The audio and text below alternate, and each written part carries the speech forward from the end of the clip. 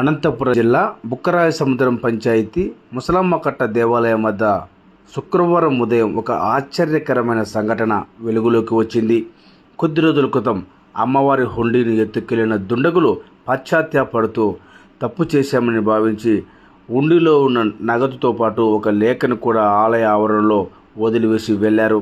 వివరాల్లోకి వెళితే సరిగ్గా నెల రోజుల క్రితం ముసలమ్మ తల్లి దేవాలయంలో ఏర్పాటు చేసిన 2 హుండీలను కొంతమంది దొంగలు అర్ధరాత్రి వేళ ధ్వంసం చేసి అందులో ఉన్న నగదు మొత్తం పట్టుకెళ్లారు. దీంతో అప్పట్లో ధర్మకర్తల ఫిర్యాదుతో సిఐ పుల్లయ్య కేసు నమోదు చేసి దర్యాప్తు చేస్తూ ఉన్నారు. ఇదిలా ఉండగానే శుక్రవారం తెల్లవారుజామున ఆలయ అర్చకులు రాఘవయ్య ఎప్పటిలాగే ఆలయానికి వచ్చాడు. ఆలయం వెనుక ఒక సంచి ఉండడాన్ని గుర్తించి ధర్మకర్తలు సుశీలమ్మ, సూర్యనారాయణ రెడ్డికి సమాచారం అందించారు. వారు వచ్చి చూడగా అందులో నగదు ఉన్నట్లు గుర్తించి బుక్కరాయసముద్రం పోలీసులకు ఫిర్యాదు చేశారు. పోలీసులు ఘటనా స్థలానికి వచ్చి సంచిలో ఏముందో చూడాలని నగదంతా ఒక వస్త్రం పైన గుమ్మరించి చూడగా అందులో ఒక లేఖ కూడా వారికి లభ్యమైంది.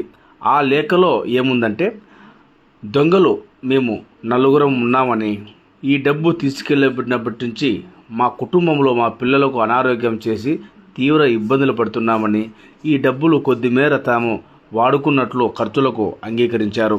దీంతోపాటు తాము తప్పు చేశామని భావించి ఇదిలాగా ఉంటే మా పిల్లలకి ఏమైనా జరుగుతుందేమో అనే ఆందోళనతో, భయంతో ఈ సంచిని అమ్మవారి డబ్బుని అమ్మవారి ఆలయం మధ్య వదిలి వెళ్తున్నట్లు ఆ లేఖలో పేర్కొన్నారు. లేఖను స్వాధీనం చేసుకున్న పిఎస్ఐ కళ్యాణ్ విచారణ చేపట్టారు.